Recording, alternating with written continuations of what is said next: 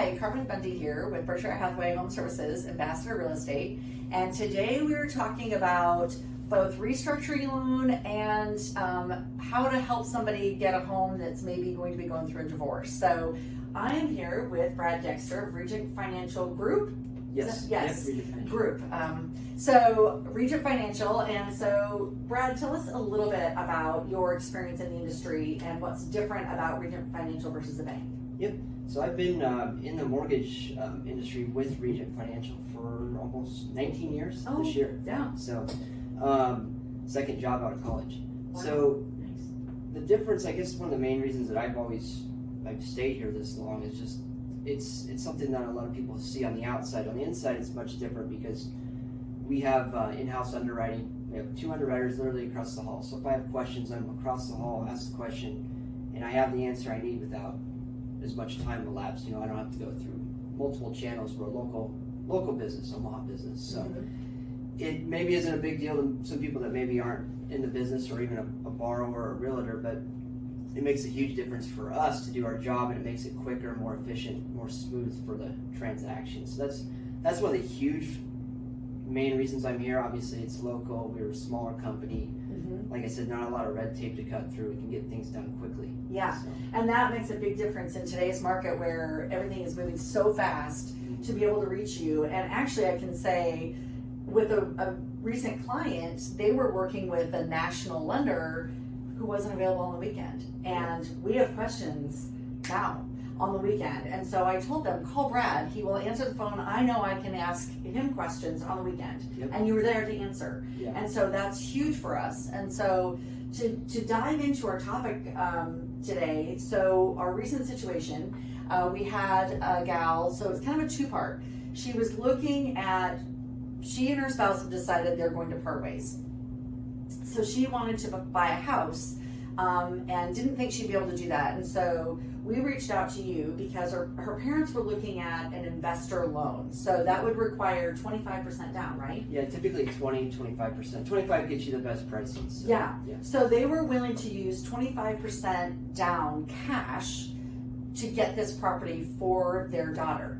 But then when we asked Brad, you were able to set up a situation where she could, on the divorce side, they wanted to do that for her because of the future divorce, and we didn't want to have to worry about the future ex-spouse having to sign off on anything, because that could become complicated. And so, Brad, you had a great solution for us. Yeah. So, versus doing the actual 25% down, I asked why we put the daughter on the loan and then have the father or mother co-sign as a non-occupying co-signer, which only requires 5% down versus the 25% down. So it frees up more cash to pay for an appraisal gap, anything else that might come up when the offer's either put through or negotiated. So with that option, we obviously lower their out-of-pocket expense. And then the other question, I guess, the other issue was the future ex-spouse having to sign or not. And it's always been under the understanding that ex-spouse has to sign as long as they're married. They have to acknowledge it. But over the past, I would say, year or two, we've been able to come across the title company, working with the Ambassador Title. So it's really in the lender's hands. Whether or not we require it, and we found that we don't have to require that spouse at the time to sign if the borrower decides to buy the house on her own, his or her own. So it's a purchase money mortgage. She's buying it as her own. She's the only one on the loan. Therefore, the spouse doesn't have to sign, which makes it. This was a game changer. Yeah. So both those parts being one that they originally were looking at that investor loan because they thought that she couldn't buy because it would require her future ex-spouse to sign on the next property's loan. So once we determined that didn't need to happen, that freed up the opportunity for her to then apply for the loan. And her parents were able to, she's got a co-borrower situation, right, to help support that.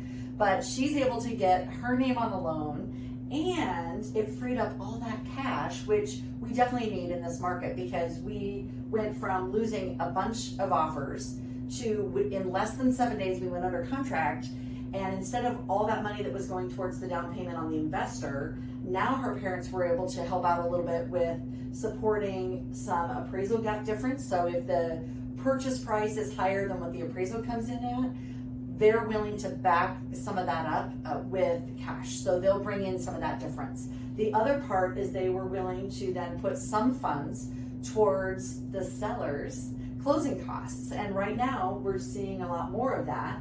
In years past, sellers would help pay some of that for the buyers, but now it's flipped because it's a seller's market. Yeah. So not only did we get to go under contract, she gets the house in her name. Her spouse doesn't have to be connected. Future ex-spouse doesn't have to be connected. Yeah. But we also saved them over 50% of their cash. Yeah. So it was a game changer for this family and for this young woman who wants to be able to move forward in her life. And that's because we were able to reach you on a weekend and then have some really heartfelt conversations about what was possible. So, how often do you work with people that are going through divorces or switching both the divorce side and then also working with that investor side? Do you see that very often in divorce? Yeah, unfortunately, yeah. You see quite a bit. So that's something that's come about, and that's always been the question: is my ex-spouse or my future ex-spouse isn't going to sign? Right. And at least I have an option for him. Hey, at this point, you can move forward with buying the house.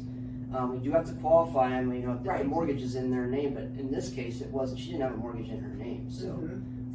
Oh, I see. So if it had been both of them on the original house, then she wouldn't have been able to qualify for the next loan? It's possible. It just depends. Yeah, where the co-signer helped as well, but we would have had to factor in the existing mortgage. Sure, but you're able to work through all that, and that's the key. Working with a local lender, you can meet face to face over the phone, but you can get so much more personalized attention than with a national lender, and that's why I always recommend local lenders like Brad, because they can help craft the right structure for you to get a winning offer. So thank you, Brad, for helping out this client. Yes. They're more than over the moon about this next purchase, so we really appreciate all that you were able to do for them and for being here for folks that are going through a tough time as well. So thank you for that. Thank you.